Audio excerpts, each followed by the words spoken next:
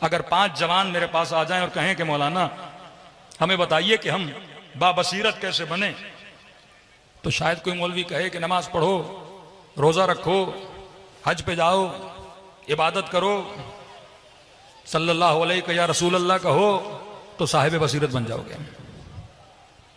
तो फिर जवाब तो आएगा ना कि खवारिज नमाज भी पढ़ते थे, हज भी करते थे, रोजे भी रखते थे।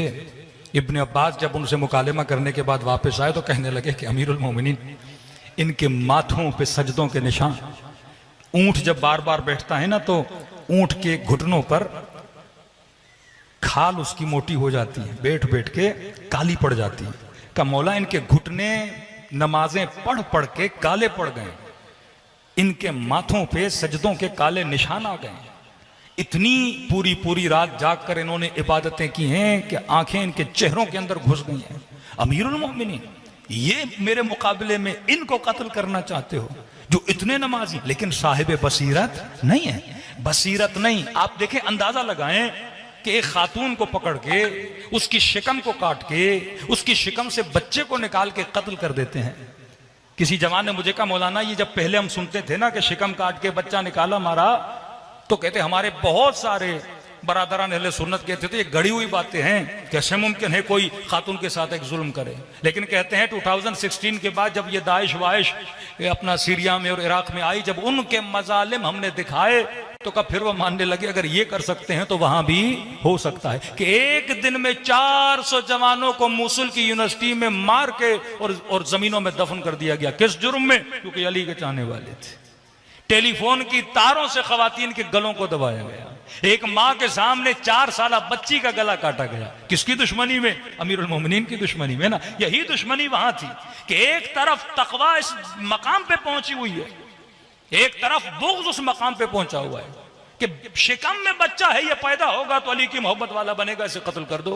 और दूसरी तरफ गली में खजूर बंदा लेके जा रहा था, उससे लड़ाई कर रहे हैं कि ये खजूर किसी और की है, तुमने किसी का माल ग़स्ब किया है। यानी एक तरफ खजूर की अदालत पे लड़ रहे हैं, दूसरी तरफ नन्हे से बच्चों को क्या कर रहे हैं? कत्ल। क्योंकि साहिब बसीरत नहीं थे। अब अगर कोई जवान के मौलाना हम साहिब बसीरत बनना चाहते हैं, नमाज पढ़ूं तो बसीरत वाला बन जाऊं। खवारिज ने कम नमाजें पढ़ी, रोजा रखूं साहिब बसीरत बन। कम रोजे रखे, पूरा पूरा साल रोजे रखते थे। कम हज किए थे उन्होंने कि शिमर के लिए मिलता है कि 17 हज करने वाला यह बंदा है। कई हज इसने पैदल किए।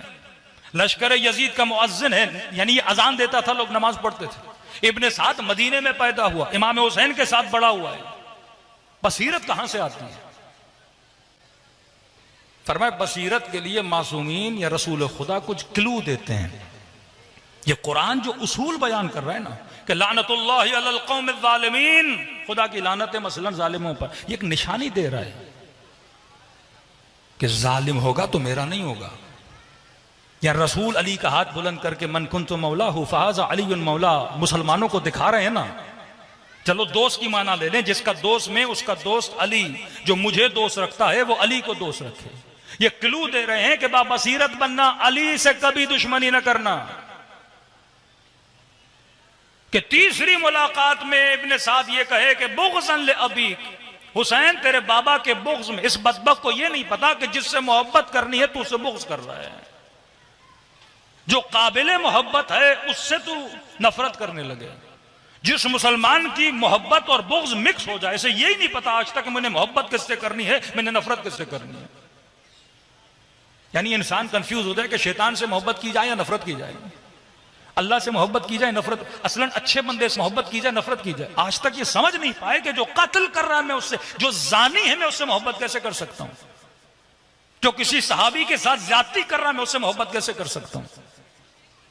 क्योंकि जब मोहब्बतें और नफरतें कंफ्यूज हो जाए, ये बार बार रसूल क्या दे रहे हैं? क्लू दे रहे हैं।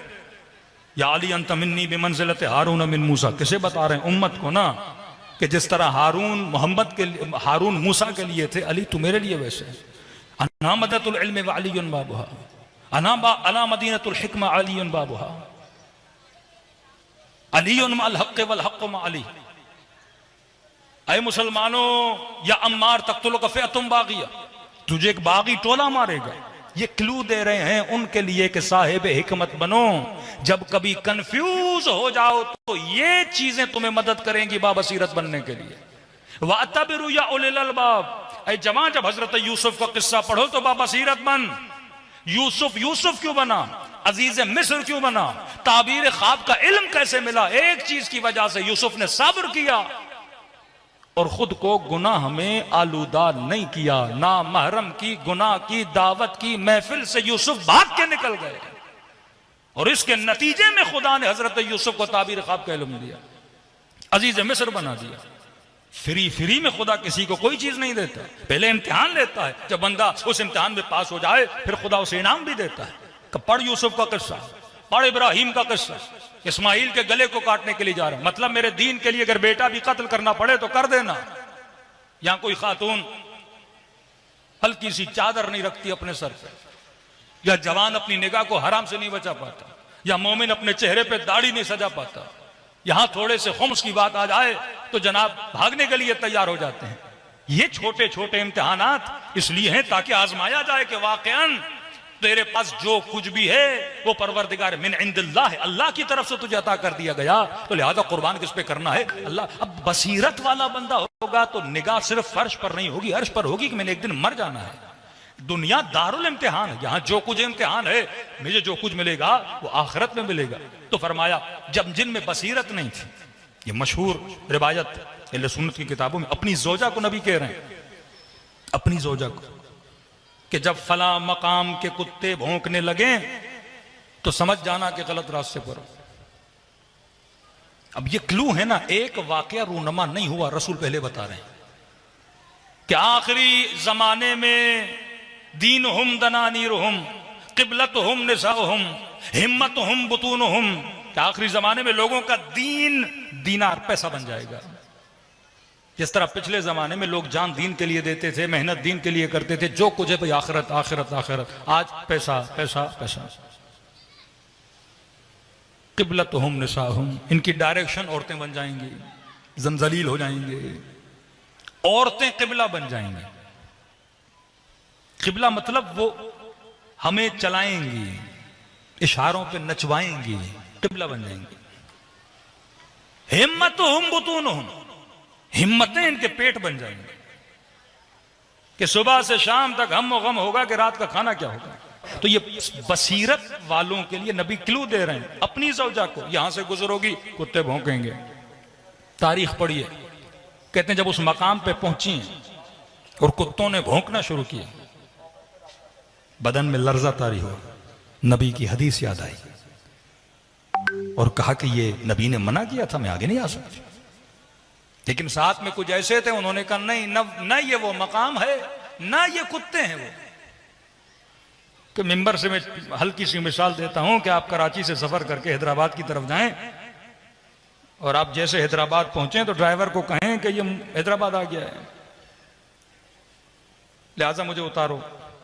ड्राइवर कहे नहीं हैदराबाद नहीं, अभी नूरियाबाद में। आप कहो नहीं मुझे हैदराबाद लग रहा है, वो कहेगा नहीं देखो मैं 10 बंदों को लाता हूं और वो आपको बताएंगे कि हैदराबाद नहीं है, क्या है, नूरियाबाद है। 10 बंदों को पैसे देगा कि इस जनाब को बोलिए कभी हैदराबाद नहीं आया, अगर बताएंगे तो ये उतर के चला जाएगा। वो 10 बंदे खरीद के आपको काने करते हैं, मुतमईन करते हैं कि जनाब ये हैदराबाद जैसा दिख रहा है, नक्शा वैसा बनाया गया है, लेकिन ये हैदराबाद नहीं है। इसी तरह से इनको मुतमईन किया गया कि ये वो जगह नहीं है जो नबी ने कहा था। या अम्मार तख्तुल गफ़ियतुम बागी, क्लू दे रहे हैं साहिबान बसीरत के लिए, तुझे बागी फिरका मारेगा। अम्मार कत्ल हुए आकर अमीर शाम पावेला, क्या हुआ कि अम्मार मारे गए। उम्मत कंफ्यूज है, नबी की हदीस तो सबको पता चल गई, कब सब आपको छोड़ के अली की तरफ जाएंगे। क्या जाके उनको कहो अम्मार को मैंने तो नहीं मारा, अम्मार को अली ने मारा है। कब वो कैसे, का न अली लाते न अम्मार मरता, जो लाया है उसने मारा है। अमीरुल मोमिनीन को जब खबर पहुंची तो मौला ने कहा इस इस्तिदलाल की बुनियाद पे तो फिर जनाब हमजा को भी रसूल ने मारा है। न रसूल जंगे ओहद में लाते, न जनाब हमजा क्या होते, शहीद। बचावो जो साहिब बसीरत।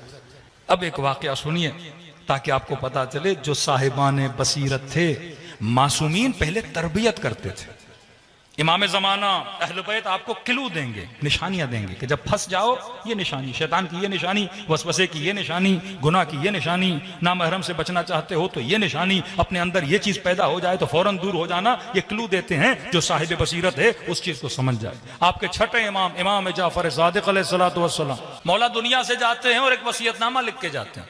वल्ला आज भी इमाम का वसीयतनामा जिस मजमे में पढ़ते हैं 99% मजमा कंफ्यूज हो जाता है, क्योंकि वो बसीरत शायद हम तक भी नहीं पहुंची। मासूमीन जिस जमाने में रहते थे कि आप सामिर्रा जाते हो सरदाब इमाम जमाना में, कहते हैं घर की कनीजों को 5 साल तक पता नहीं था ये बच्चा इस घर में पैदा हो चुका है। इस कदर खतरा था अहले बैत अलैहिस्सलातु वस्सलाम को कि पता चलता तो कत्ल कर देते। वो नहीं, ये 11 इमामों का बाद में शहीद होना और पैदा होते ही शहीद ना होना, यह भी कमाल है, क्योंकि ये इनको अपनी हुकूमतों का खात्मा समझते थे। हजरत मूसा के पीछे फिरौन कितना लगा कि मां ने अपने बच्चे को गहवारे के अंदर डाल दिया। यस्तहयून निसाअकुम यज़ब्बिहून अबनाअकुम, इनके बच्चों को कत्ल कर देता था, ज़बा, कुरान कहता है ज़बा कर देता था कि कहीं मूसा ना हो, क्योंकि उसे बता दिया गया था ये मूसा है जो तुम्हारे तख्त और हुकूमत का क्या करेगा, तख्ता उल्टेगा। तो इनको पता था नबी के 12 जानशीन हैं, तहद्दल इम्कान कोशिश की जहां मिले उनको कत्ल कर दिया जाए, खात्मा हो जाए, ताकि फिर हमारे मुकाबले में कोई ना आए। और ये जमाना मंसूर दवानिकी का जमाना, बदबख्तरीन जालिम तरीन, जिसने अहले बैत अलैहिस्सलातु वस्सलाम पे जुल्म किया। इसने अपने सिपाहियों को भेजा कि भाई क्या हुआ, छठे इमाम दुनिया से चले गए। अब कहा कि कुछ भी करके मुझे बताओ कि उनका जानशीन कौन है, ताकि मैं उसका वहीं पे खात्मा कर दूं। अब वसीयतनामे इमाम शिशुम पढ़ा जा रहा है। वक्त के हाकिम के सिपाही, वक्त के हाकिम के जासूस, वो भी खड़े हैं, शिया भी खड़े हैं, और वो इमाम जिसके 4-4 हजार शागिर्द, इतना इल्म फैलाया पूरे मदीने में चेमगोइया को, भाई अब मसनद जाफर सादिक को कौन संभालेगा। और सबको पता है अगर पता चल गया कौन है, बेटे बहुत पता चल गया कौन है तो कत्ल कर दिया जाएगा। और मैंने कहा कि इमाम का ऐलान करना अहमियत नहीं रखता, पहले जो बसीरत इमाम ने दी हुई अपने शियों को वो काबिल अहमियत है। अब सुनिए, इमाम ने कहा कि मेरे 5 जानशीन हो सकते हैं। पहले जानशी का नाम लिखा मंसूर दवानिकी, जो कातिल इमाम, जो दुश्मन इमाम, जो इस इंतजार में है कि जानशीन का पता चले तो कत्ल कर दिया जाए। पहला नाम का मेरा जानशीन मंसूर दवानिकी, जो सिपाहियों को बोला गया था जब जानशीन का पता चले तो पकड़ के लाओ। ये परेशान हो गए, मंसूर को कैसे पकड़े। दूसरा जानशीन वाली और हाकिम मदीना, जो उसी मंसूर का आदमी। तीसरा फरमाया मेरी बीवी। चौथा फरमाया मेरे बेटे अब्दुल्ला अत्ताह। पांचवा फरमाया मूसा काजिम। पहला जालिम, दूसरा जालिम, तीसरी बीवी, चौथा इनका वो बेटा जो जिस्मानी तौर पे माजूर था, जनाब अब्दुल्ला। पांचवें जनाब इमाम मूसा काजिम। लोग परेशान हो गए, इबहाम में चले गए कि ये मौला क्या करके गए, कंफ्यूज हो गए। कहते हैं अपनी जिंदगी में जिससे इजहार बरात करते रहे उसका नाम कैसे लिख कर गए, और खातून खाना का नाम कैसे लिख कर गए, वो बेटा जो माजूर है उसका नाम कैसे लिख कर गए। कहते कंफ्यूज हो गए। मंसूर को जब ये बात पता चली वो भी खामोश हो गया, कहा ठीक है ये कंफ्यूज है, बात ही खत्म हो गई, इसका मतलब कोई जानशीन वानशीन नहीं है। अब एक सहाबी अबा बसीरत अबू हमजा समाली, जिनकी दुआ हमारे यहां बहुत मशहूर है, दुआए अबू हमजा समाली।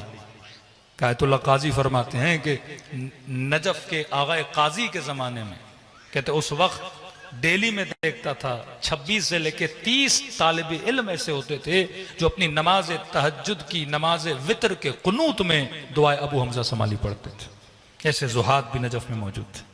ऐसी दुआ इमाम ज़ैनुल आबिदीन की। कहते हैं ये कब्र अमीरुल मोमिनीन पे अपने शागिर्दों को दर्स तफसीर कुरान दे रहा था, और किसी ने आके खबर दी है अबू हमजा समाली जाफर इब्न मोहम्मद दुनिया से चले गए। का जैसे सुना कि मेरे मौला दुनिया से चले गए, गम के मारे गश खा के जमीन पे गिर गए। और जब होश में आए पहला सवाल ये किया कि ये बताओ इमाम का जानशीन कौन है। कहा कि हम भी नहीं समझे अभी तक इबहाम में हैं कि वाक़ियन जानशीन कौन है। कि इमाम अजीब वसीयत करके गए हैं। पहले कहा मंसूर तबानिकी हाकिम मदीना, उनकी जोजा और बेटा अब्दुल्ला, और 5 में जो हैं हजरत मूसा कासिम। कहते ये कहना था, अबू हमज़ा समाली के चेहरे पे मुस्कुराहट आई और फौरन कहा अल्हम्दुलिल्लाहिल्लज़ी हदाना लिहाज़ा, खुदा का शुक्र है कि खुदा ने हमें हिदायत अता फरमाई। का अबू हमज़ा समाली हम कंफ्यूज हैं कि इमाम कौन है, और आप कह रहे हो कि अल्लाह का शुक्र है कि खुदा ने हमें हिदायत दी। कहा इमाम ने अपनी जिंदगी में इमामत के शराइत खुद बताए थे। ये 5 नाम नहीं हैं, इसमें 4 शराइत इमामत हैं और एक इमाम का जिक्र कर गए हैं। शराइत इमामत में नौजवानों को अगर क्विज क्वेश्चंस एंड आंसर्स आते हैं ना, तो उसमें 4-5 ऑप्शन दिए जाते हैं। अगर आपसे पूछा जाए कि इमाम की शराइत क्या है, पहली शर्त इमाम जालिम नहीं होता, इमाम आदिल होता है। हाँ? अदालत शर्त इमामत है। दूसरा, इमाम आलिम होता है। तीसरा, इमाम के बदन में कोई ऐब नहीं होता, जिस्मानी तौर पे इमाम का सही होना, मतलब पांव टूटा हुआ हो, हाथ टूटा हुआ हो, आंख से काना हो, फरमाया ये इमाम कतन नहीं हो सकता, इमाम जिस्मानी तौर पे सही सालिम होता है। चौथा फरमाया जिन 12 का जिक्र किया अहले बैत ने, उन 12 में कभी भी किसी खातून का नाम नहीं था, तो इमामत में किसी औरत का नाम नहीं है। तो इमाम ने 5 नाम बताए, पहला भी जालिम तो इमाम नहीं, दूसरा भी जालिम तो इमाम नहीं, तीसरी खातून है वो भी इमामत में नहीं आ सकती, चौथे उनके बेटे हैं जो जिस्मानी तौर पे माजूर हैं, बाकी एक ही बच जाते हैं, वो है मूसा काजिम, का वो हमारे इमाम है।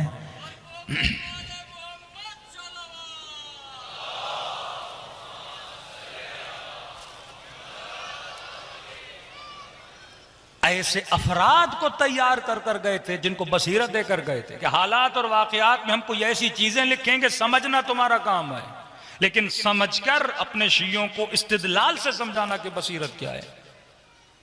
जिस रसूल खुदा तो खुल्लम खुल्ला बसीरत दे रहे हैं ना, अपने बिस्तर पे सुला रहे हैं, लहमुकल लहमी, मुबाहिला में इनको लेकर जा रहे हैं, और कहां कहां बताएं कि फातिमा तो बदअतुम मिन्नी, मेरे जिगर का टुकड़ा है, मन आज़ाहा फ़क़द आज़ानी, जिसने इसे तकलीफ दी मुझे तकलीफ दी, जिसके गज़बनाक होने से अल्लाह, ये सारे क्लू और रास्ते हैं जो रसूल खुदा बता कर जा रहे हैं।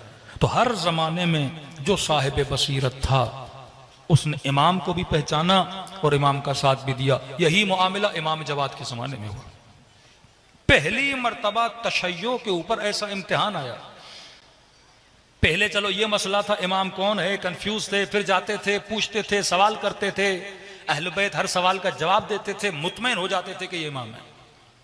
इमाम रजा के जाने के बाद तारीख इमामत में पहला इमाम बना जो 7 साल का। तो कदीमी मौला का सहाबी जो इमाम के साथ रहा वो साहिब बसीरत न रहा, और उसने कहा कि ये 7 साल के हैं, अभी बालिग नहीं हुए, तो हम इनसे मसले कैसे पूछेंगे, तो लिहाजा हम इनका किसी को कायम मकाम बनाते हैं, जब ये बड़े हो जाएंगे फिर हम इनकी इमामत को मानेंगे।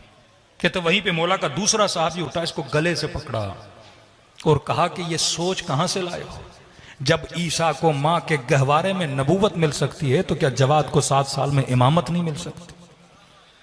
ये क्या मतलब इमाम बड़ा हो, इमाम गहवारे में भी इमाम है, इमाम बचपने में भी इमाम है। मसला इल्म का है, सवाल कर इमाम जवाद से। किसी जमाने का मौलाना मौला अली के जमाने में कुछ भी नहीं, लोग बच गए क्योंकि अली थे, हसन तो थे, हुसैन तो थे। कि हम आज क्या करें कि इमाम जमाना नजर नहीं आ रहे और इतने इख्तलाफात, हमें कैसे पता चले हक और बातिल का? तो कहा अली नहीं है तो क्या हुआ, अली की बातें तो हैं। हसन नहीं है तो क्या हुआ, हसन की बातें तो हैं। मौला हुसैन नहीं तो क्या, ये किरदार हुसैन तो है। छठे इमाम की बातें तो हैं। इन्हीं बातों को पढ़ के साहिब बसीरत बनो और हक व बातिल की पहचान रखो। 3 तरह की बसीरतें, बसीरत अखलाकी, बसीरत दीनी, तीसरी बसीरत बसीरत सियासी।